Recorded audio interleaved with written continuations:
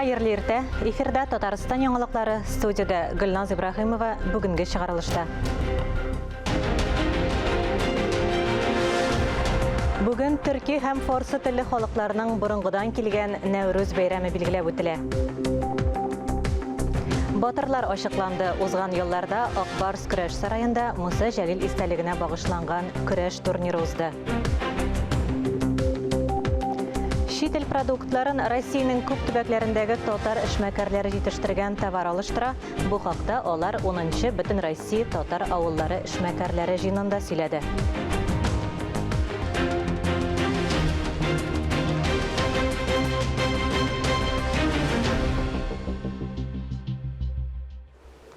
Чит ил продуктларын Россиянең күп төбәкләрендәге татар эшмәкәрләре җитештергән товар алыштыра. Бу хакта алар 10-нчы Бөтен Россия татар авыллары эшмәкәрләре җыенында сөйләде. Форум 3 көн дәвам итте. Җыенышын Татарстан президенты Рөстәм Миңнеханов төгәлләде. Ул эшмәкәрләр җирлекләрдә милли мәдәниятне һәм гореф-гадәтләрне үстерергә ярдәм итә дип саный. Фикерләр, тәэсирләр һәм фактлар турында алдагы язмада.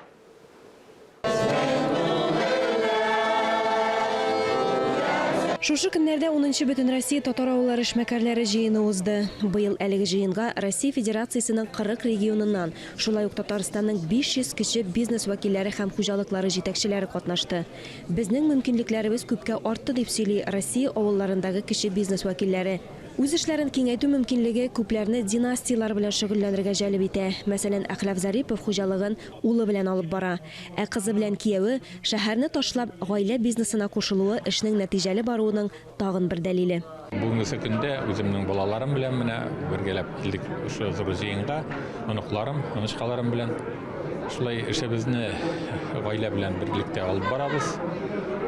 Тагы да зуррак максатларга ирешергә ниятебез. Авылның иң зур байлыгы җир. Бүгенге көндә авылның үсеше ул кече эшмәкәрлектә. Татар эшмәкәрләре җыенын оештыруның төп сәбәбе татар авылын, авылларда телебезне, динебезне, гореф-гадәтләребезне саклап калу. Тәҗрибә җыярга дип ел саен яңа эшмәкәрләрне алып киләм ди Киров өлкәсе татарлары мәдәни мәгърифәт иҗтимагый оешмасы җитәкчесе Рәүф Фәсхетдинов. Эшмәкәрләрне менә мин үзем шәхсән алыштырып алып киләбез, чөнки тәҗрибә өйрәнергә безнең ел сайын татар эшмәкәрләре җыена килеп, безнең эшмәкәрләре өйрәнеп, күреп, бездә дә шул яңалыкларны кулланалар, сөенеп эшләр, чөнки Татарстан бар безгә терәк инде ул. Якын гына терәк булып тора, өйрәнергә дә, ярдәм итәргә дә кирәк икән безгә. Семинасын да алырга кирәк икән, башка ярдәмдә. Татар тарафтарын ташламый инде ул, ярдәм итә. Шуңа күрә Казанга да сөенеп киләбез, сөенеп катнашабыз бар җыеннарда. Бүген чит илләр ябык, безгә аларның продукциясе килми. Димәк, без үзебез җитештереп халыкны тәэмин итә алабыз. Бу секцияларда һәм съездның беренче көнендә дискуссия мәйданчыкларындагы төп тема иде. Татарстан хөкүмәтенә, конгрессыбызга, татарларыбызга без бик зур рәхмәтле. Монда килгәчтен дусларыбыз белән, танышлар белән фикерләр алышабыз. Эш көн эчендә катнашучылар уңышлары белән уртаклашырга һәм Татарстан хезмәттәшләрендә булырга гына түгел, ә бергәләп фикер алышырга, алга таба планнар корырга да өлгерде. Менә авылда калучы балаларны ничек авылда халыкны калдырыр өчен эшләү өчен әти-әниләр белән эшләргә кирәк. Аларны яшь кичкенә мәктәптән генә түгел, балалар бакчасында балаларга яшәүне, авылдан инде матур яшәүне күрсәтергә тиеш. Бөтен дөнья татар конгрессының милли шура рәисе Васил Шайхразиев беренче көнне бүгенге мөмкинлекләр турында сөйләде. Авыл хуҗалыгы һәм азык-төлек министрлыгында авыл эшмәкәрләре продукциясын эшкәртү һәм сату мәсьәләләрен җинтекләп тикшерделәр. Фәннәр академиясында исә яшьләрне эш куарлык нигезләренә өйрәтү һәм традицион татар тәрбия системасын торгызу кебек мөһим темаларга кагылдылар. Бөтен Россия форумының практик өлеше Буа районы хуҗалыкларында узды. Җирле эшмәкәрләр ат үрчетүне, кошчылыкны, җиләк культураларын үстерүнең тегү осталыгының иң уңышлы тәҗрибәсен күрсәтте. Эшмәкәрләр җыенында Россия төбәкләрендә җитештерелгән продукция һәм халык кәсебе товарларыннан татар базар күргәзмә ярминкәсе оештырылды. Татар базар ярминкәсе узган елда ук Мөслим районында Бөтен Россия авыл сабан туенда тәкъдир ителгән иде. Ул чагында ук зур кызыксыну уятты. Биредә милли кием һәм хәләл индустриядан алып, татар кухнясына һәм халык кәсепләренә кадәр төрле юнәлешләр тәкъдим ителгән.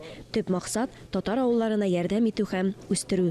Экспозиция белән Рөстәм Миңнеханов җентекләп танышты. Пленар өлеш барышында татар җирлекләреннән эшмәкәрләр үзләренең бизнесы турында сөйләде. Берәүләр хуҗалыкны уңышлы алып барса, икенчеләре эшкәртә һәм продукцияны сата. Әмма аларның эшенең мәгънәсе кулланучыларны азык-төлек белән тәэмин итү генә түгел, милли традицияләрне һәм авылны саклап калу. Татарстан президенты форумда катнашучыларга чын күңелдән рәхмәт белдерә. Без бит инде сез килгәндә әзерләнеп алабыз сезне ниндер районнарыбызга чыгабыз, аралашырга. Һәм сезнең эшләгән эшләрегезне үзебез өчен язып алабыз. Менә мин гына утырдым. Үземә ниндер ниләр язып, менә нәрсәгә игътибар итәргә, нишләргә кирәк. Шуңа күрә хуш килдегез.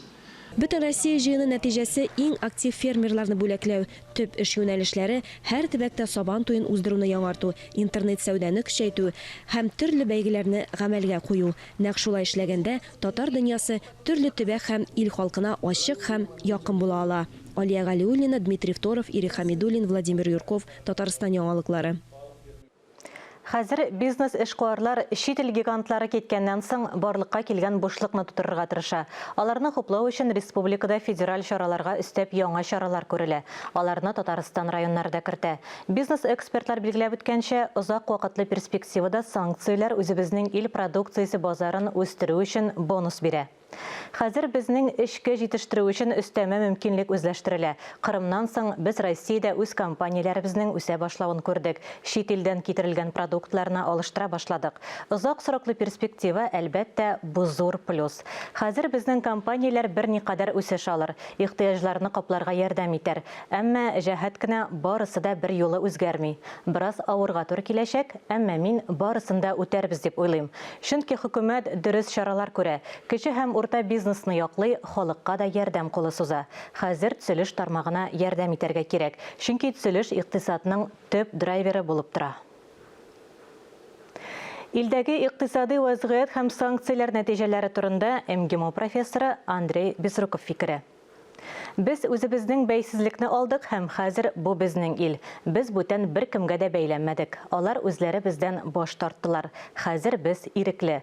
Һәм бу мәгънәдә без бу илнең ничек төзеләчәге турында уйларга тиеш. Әмма ул яңа принципларда төзелергә тиеш. Ул дөньяга яңа караш белән төзелергә тиеш дип белдерде МГИМО профессоры Андрей Безруков. Татарстан кинотеатрларына хәзер Пушкин картасы буенча кирип була. Чит ил картиналарын нигездә Россиядә төшерелгән фильмнар алыштырды. Татарстан кинопрокатчыларын тамашачыларга нинди альтернатива тәкъдим итә? Бу хакта киләсе язмада.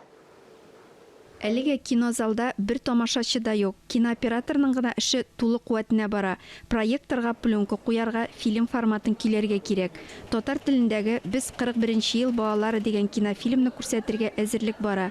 Үзебезнең илдә төшерелгән фильмнар кинотеатрларның бөтен репертуарын диярлек тутыра. Наш зритель был привыкший к западному, но безнең тамашачы көнбатыш картиналарына ияләшкән иде. Чит илләр белән нигездә элемтәләр эзелде. Без яшь тамашачыларыбызны тәрбияләргә тиеш. Хәзер үзебезнең фильмнарга, Россиядә һәм Татарстанда төшерелгән картиналарга өстенлек бирелә. Әлегә дөньяның иң зур прокатчылары безнең илдә вакытлыча эшләүләрен туктатты. Республика киноэкраннарында Россия һәм Татарстан режиссерларының картиналары күрсәтелә. Тулы метражлы фильмнардан тыш кинофестивальләрдәге кыска метражлы тосмаларга да игътибар бирелә. Тот дубль завершили, сейчас продолжим на 25-17. Прокатта Хиндстан, Италия, Франция, Кытай режиссерларының картиналары бар. Аларны субтитрлар белән дә, русча тәрҗемәдә дә күрергә мөмкин. Татарстан фильмнары Татар кино тавыш яздыру студиясында рус теленә тәрҗемә ителә. Чит ил блокбастерлары зур экраннардан китсә дә, кинотеатрлар үз альтернативаларын тәкъдим итә. Беренче тамашачылар Россия картиналарын кабат күрде инде. Замечательно, просто отлично. Да, фильм понравился, ходили на фильм «Хочу замуж». В зарубежных фильмах мне нравится озвучка, мимика. Я смотрю, в принципе, вот российские фильмы. Наше российское кино имеет тоже место. Безнең Россия киносының да урыны бар. Кинотеатрга килүчеләр күпкә кимеде дип әйтә алмыйм. Кешеләр бирегә кино карау өчен генә түгел, ял итү, үзара аралашу өчен дә килә бит. Экраннарга Россиядә төшерелгән популяр фильмнар кайтты. Аларның саны артып тора. Кинотеатрларга Пушкин картасы буенча да кирип була. Ләйлә Зайнуллина, Диана Дасаева, Тахир Хәсәнов, Татарстан яңалыклары. Кереме аз булган гаиләләрдә тәрбияләнүче балалар өчен түләүләрне май аенда бирә башлыйлар. Алар 1 апрельдән исәпләнә. Кешеләрнең матди хәлен оператив рәвештә исәпкә алырга, бигрәк тә әти-әниләр өчен югалткан очракта андыйларга дәүләт ярдәмен тиз арада күрсәтү мөмкинлеге карала. Балаларга яңа пособие билгеләү тәкъдимен Владимир Путин март башында әйткән иде. Сүз гаиләнең уртача керемен жан исәбенә бүлгәч, бер кешегә яшәү минимумыннан кимрәк сумма туры килә торган гаиләләр турында бара. Пособиянең күләме төрле. Ул төбәктә билгеләнгән яшәү минимумының 50, 75 яки 100% кадәр булырга мөмкин. Якынча күләме 6 меңнән алып 12 мең сумга кадәр.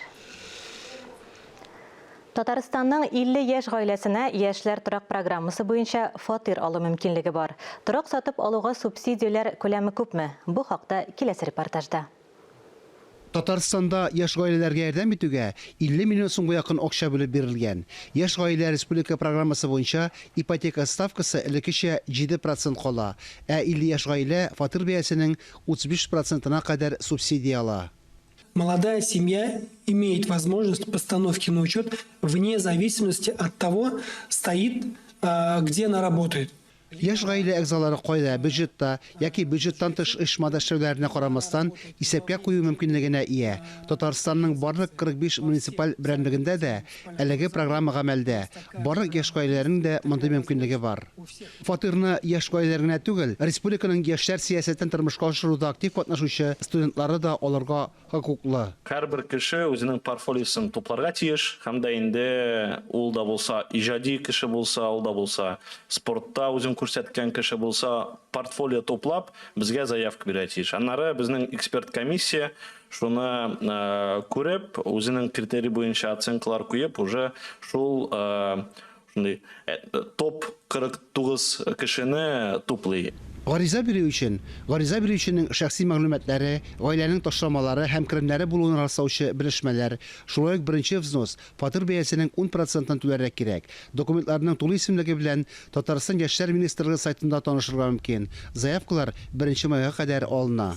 Фарис Мөхәммәтов, Диана Дасаева, Татарстан яңалыклары. Эфирда Татарстан яңалыклары дәвам итәбез. Батырлар ачыкланды. Узган елларда Акбарс көрәш сараенда Муса Җәлил истәлегенә багышланган көрәш турниры узды. Татарстаннан 366 көрәшче бил алышты. Матур көрәш алымнарын хәбәрчеләребез дә күреп кайтты. Мәйданда батыр егетләр, келәмдә көрәш кызар. Билләрдә уйный сөлгеләр, тормыш көрәштән тора. Көч беләктә, дәрт йөрәктә, батырлар сынатмый. Татарстанның иң көчле егетләре Муса Җәлил истәлегенә Ватаным Татарстан газетасы гамәлгә куйган көрәш бәйгесенә чирашты. 46 команда, 366 көрәшче. Герой Шагырыз истәлегенә багышланган ул көрәш ниндидер иң дәрәҗәле һәм бүтән көрәшченең чын барлыгы белән ачып бирә торган шундый бер бәйге кебек кабул ителгән иде. Менә ул традиция дәвам итә. Бүтән вакытта 59 ел дәвамында. Менә киләсе елга Ходай насыйп итсә юбилей елы була. Гомумән аны һәркем, хәтта аның кубогында җиңүче команда бик кадерле бүләк итеп саклыйлар. Кем ничә мәртәбә ирешкән кубокны үзенә, кем ничә мәртәбә кемнән кемгә күчкән, аның хәтта шу тарихын матур итеп истәлек дип саклый торган безнең бик күп командалар, районнарыбыз бар. Һәм менә безнең бәхеткә каршы Ватан Татарстан газетасы бу миссияне бик зур җаваплылык белән һәр елны шулай менә традиция итеп дәвам итә. Ачылыш тантанасында Җәлилнең мәңге үлмәс исемен зур ихтирам белән искә алдылар. 1964 елда республикадагы иң абруйлы социалистик Татарстан газетасы үзе үткәрә торган милли көрәш турнирын Муса Җәлил исеме белән атый. Дөньяга танылган көрәшче исеменең татар көрәше турнирына бирелүе аның дәрәҗәсен, әһәмиятен бермә-бер күтәрә. Бик күпләр әйтә, Ватаным Татарстан, социалистик Татарстан газетасы битләрендә батыр буларак фотография басылып чыгу, ул инде бик зур абруй булган көрәшчегә. Менә без бүген әлеге тарихи материалларны барлыйбыз, фотографияләрне барлыйбыз, моннан көрәшнең тарихын барлыйбыз. Һәм киләсе елга без ниндидер матур альманах сыйфатында әлеге шундый китап та чыгарыбыз дигән өметебез бар, ниятебез бар. Һәм киләсе елга көрәшне тагын да масштаблырак иттереп уздыру турында уйлыйбыз. Муса Жәлил турнирында бер тапкыр чемпион калу да зур мәртәбә санала. Ә мондый уңышка берничә тапкыр ирешүчеләр исә милли герой дәрәҗәсендә йөрергә хокуклы. Татарстан спорт министрының беренче урынбасары Халил Шайхетдинов 1991 елда үзе дә шушы турнирда чемпион исеменә лаек була. Ул вакытта да хәзерге чорда да бу бәйгедә көрәшләр арасында көрәш бик кискен бара. Залга килеп кергән шундый рух сизелеп тора. 46 команда, 570 көрәшче, бер генә спорт төрендә дә шуннан кадәр көчлек рух сизелеп тормый. Чөнки менә һәрбер районнарның батырлары монда райондан яклап, үзенең дан яклап куәтләнеп көрәшәләр. Мин шуннан шушындый көрәшебез булганда, республикабызның спортыбызның киләчәге якты матур дип. Кызу көрәш 2 көн рәттән барды. 3 күләмдә барган бил алышуларны хөкемдарлар һәм җанатарлар дулкынланып күзәтте. Җиңүчеләрне ачыклап бетерүгә авыр, чөнки конкуренция бик көчле, тигез көрәшләр бик күп. Бүтән кешенең җиңәсе килә. Көрәш шундый әйбер бит инде. Анда безнең менә 10 төрле өлчәүдә үткәрелә. Монда уңгана кешебезнең бүтән әйбердән канәгать булып кайтып китә. Калган торган кеше ниндидер дәрәҗәдә ул үзендә бер канәгатьсезлек хисе кала. Бу безнең табигый әйбер. Ул электә шулай булган, киләчәктә дә шулай булыр. Ә булай көрәш дәвамында бик төрле, бик матур мавыктыргыч көрәш алымнары да күрсәттеләр. Кайбер җегетләр инде җиңү шатлыгыннан анда келәмдә дә биеп алдылар, теге сальто дип әйтәләр бит, анда әйберләр дә аттылар. Кайберләреннән инде күз яшьләре дә килде. Шуңа бер сүз белән әйткәндә бик көчле көрәш барды, бик кискен көрәш барды һәм иң мөһиме бик гадел көрәш барды. Мәйданда батыр егетләр, келәмдә көрәш кызар. Билләрдә уйный сөлгеләр, тормыш көрәштән тора. Иң әйбәт чувсларның берсе инде мен җиңеллек. Сүзләрне табып булмый инде хәзерге вакытта.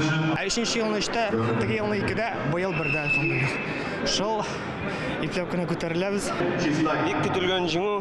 Муса Жәлилне узган ел алдым. Бу елда теге аласы килде. Яшь барга чыгар теге көрәштән туктарга вакыт җитә инде. 30 яшьтә легкий вес теге җиңел үлчәүдә көрәшү авыррак. Яшь егетләр тиз аларны җиңеп чыкканга бик шатмын. Бу юлы дөресен әйткәндә җәрәбә нитмәде, килмәде дисәң була. Чөнки бөтенебез бер сеткада Раил Нургалиев, Муса Галлямов, Лениз Абдуллин, Валерий Рафиков бөтенебез бер сеткага эләктек, шуңа күрә финалга хәле барып җитү авыр булды. Һәр үлчәү авырлыгында беренче урын алучы батырга 50 мең, икенче урынга 40, өченчегә 30 мең акчалата бүләк тапшырылды. Ә инде командалар арасында беренчелекне бу ел әлмәтлеләр алды. Айзилә Батырханова, Фәннур Хәсәнов, Ринат Сахибгәрәев, Ирек Хамидуллин, Татарстан яңалыклары. Кукмараның Мәшкәре авылында 1791 елгы мәчетне төзекләндерү башланды. Әлеге эшнең тантаналы ачылышында безнең хәбәрчебез Искәндәр Гыймалдинов та булып кайтты. 1791-93 елларда сәүдәгәр Габдулла Үтәмәшев тарафыннан салынган беренче җәмигъ мәчете рәсми рәвештә журналистлар каршында реставрация эшләренә старт бирелде. Татарстанлылар һәм күпләгән дин кардәшләребез заргып көтеп алган. Тагын 2 еллардан реставрацияләнеп бина тапшырылар. Мәшкәрә мәчете безнең көннәргә кадәр кулдан язылган бизәкләре белән сакланып калган. Татар мәдәнияте архитектурасына караган уникаль һәйкәл булып тора. Мәчет 1920 елларда ябыла. Аннары манарасы киселә һәм авыл хуҗалыгы максатларында кулланыла башлый. 2000 елларда җирле халык тарафыннан реставрация эшләре башлана, әмма ахырынча тамамланмый. Авылыбызның эшмәкәре Абдулла Үтәмәшев үз акчасына төзетте. Инде менә 2005 елдан инде без президентыбызның ярдәме белән 1 миллион бәләш мәчетебезне төзекләндерә башладык. Бүген көндә шу мәчетебезгә 12 миллион акча китте.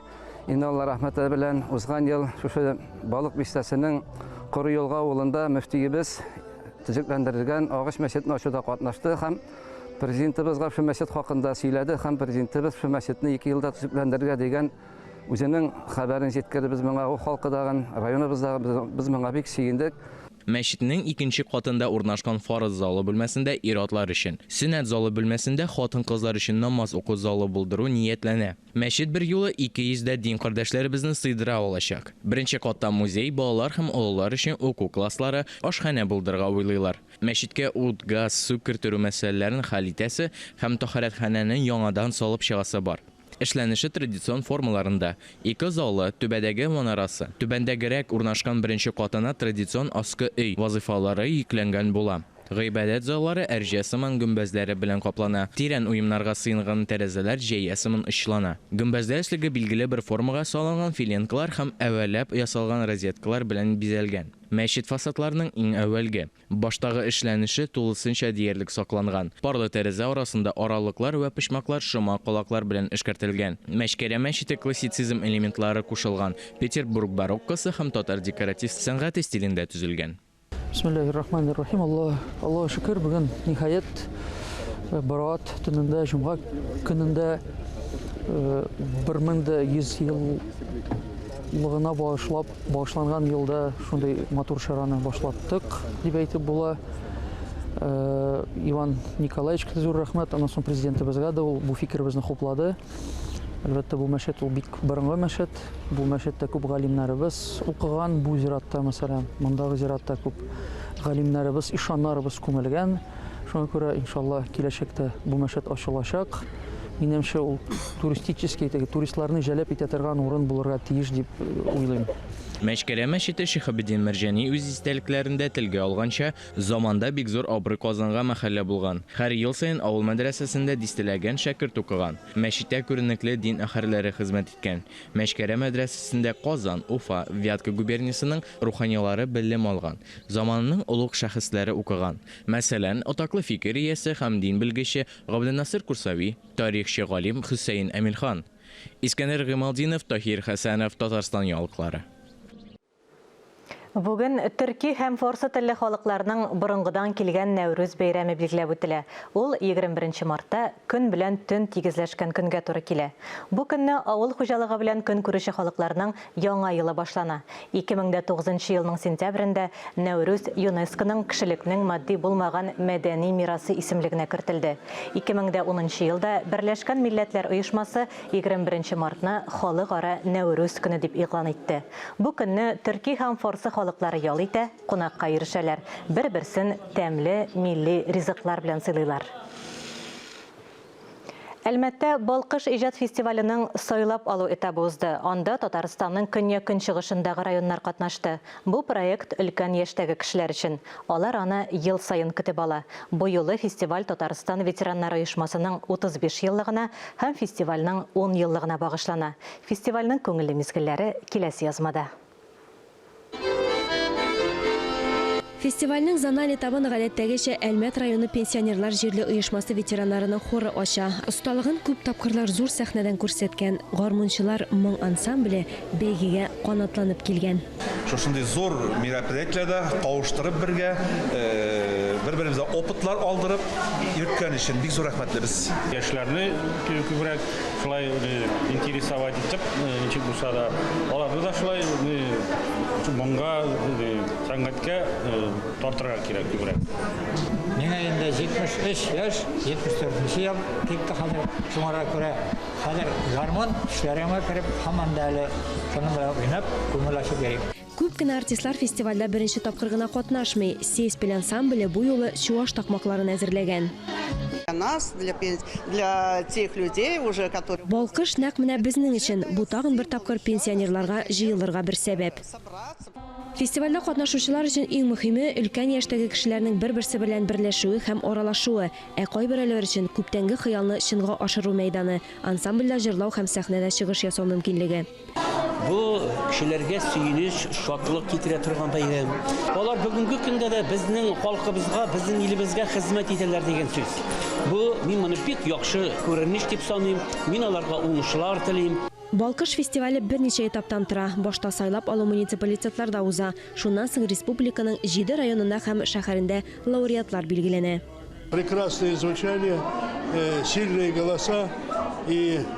Мотор яңгырашлы җырларны, көчле тавышлар сез ишетегез инде. Һәм минем уйлавымча, әлмәтлеләргә шәһәр һәм район ветераннарының иҗат белән шөгыльләнүе һәм җырлавы бик ошады. Жюри дә чыгышларын югары бәяләде. Фестиваль елдан-ел киң кылыч ала бара. Өлкәннәр өчен бу гаҗәеп тә матур күренеш, минем өчен үзем өчен дә. Җыр бит коралдан көчлерәк ул. Осталык дәрәҗәсен костюмнарның сыйфатын жюри бәяли. Балкыш фестивале жюриен Россияны һәм Татарстанның атказанган мәдәният хезмәткәре, Татарстан дәүләт телерадиокомпаниясе радио тапшырулар хезмәте җитәкчесе Тәүфыйк Сагыйтов җитәкли. У всех хорошее настроение, все улыбаются. Людям некоторым 80 и выше, однако они поют, пляшут, живут активной жизнью. Вот это иногда посмотришь, так хочется, душа поет у них. Они не сдаются, они на эти трудности, которые возникают в жизни, они не сдаются. Они поют, пляшут, тем самым они показывают всем пример, многим пример. Как надо быть активным, как надо вести себя, как надо жить. Барлык катнашучыларга дипломнар тапшырдылар. Аларның иң-иңнәре зональ этаптан соң Казанда апрель, май һәм октябрь айларында гала концертта чыгыш ясар дип көтелә. Алия Галиуллина, Валентина Васильева, Лияна Әхмәтвәлиева, Илнур Җәлилов, Татарстан яңалыклары, Әлмәт. Әлеге сәгатькә шундый яңалыклар иде. Берничә минуттан эфирыбызны Хәерле көн Татарстан тапшыруы дәвам итә. Ә без яңалыклар иҗат төркеме бүгенгә саубуллашабыз. Үзегезне һәм якыннарыгызны саклагыз, сау-сәламәт булыгыз.